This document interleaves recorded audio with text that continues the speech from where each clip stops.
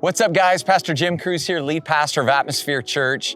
And for those of you that weren't with us back in September, and we talked about a big vision for the kids that are at risk in our foster care system. And as much as we want to be a church for the unborn, we want to be a church for the born. And so this month is Foster Care Awareness Month, and we're here in front of really a dream becoming a reality. And I'm here with one of my favorite humans, Shaylee Comby, and she told us a big vision that's been in her heart for a long time. And wow, it's just amazing now that we're seeing this become a reality, that God has provided a house for the vision. Yeah. So tell us a little bit about where this all started and how this whole vision came about in your heart. Yeah, so I actually was raised in a family where my grandparents were foster parents for years, and they specifically fostered kids who were medically fragile or had special needs. And so we just had a lot of cousins in and out of our family, and I just knew that it was something from a very young age that God was calling me to. I've been fostering for about 4 years. I've been able to foster around 23 kids from the ages of 0 to 16.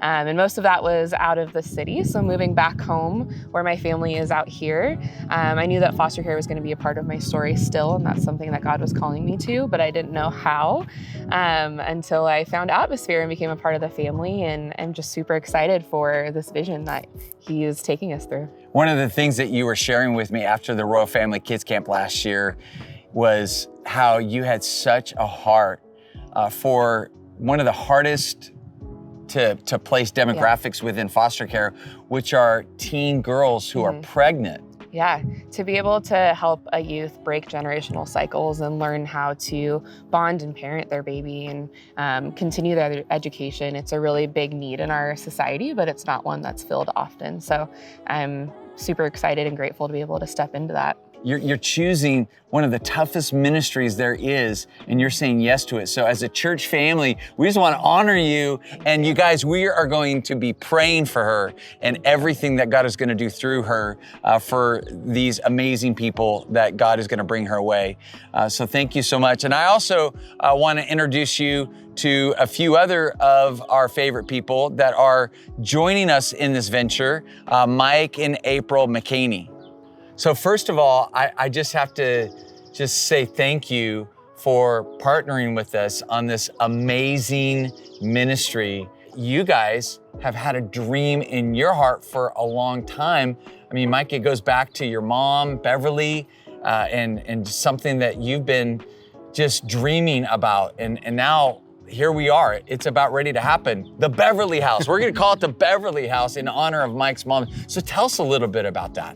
You know, it was just a vision we've both had for years that we wanted to be a part of a home that would take care of unwed young mothers. And we thought about it for years. We never could figure out a way to start it. It just seemed overwhelming.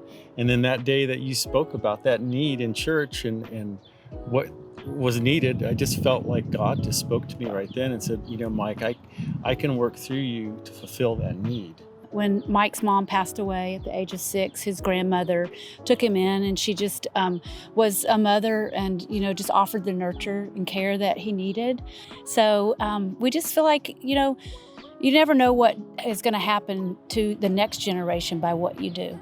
But it does affect so many people in just so many different ways. Oh, that's so good. That's so good. So I need you guys as a church family to pray for Mike and April and Shaylee as we just take that next step and we get this home ready. Thank you guys again. And thank you guys again for saying yes and for being a part of our family. It takes a village to raise a child. It takes a church, right, to see people's lives change and people healed and families restored. So we love you guys, and thanks again.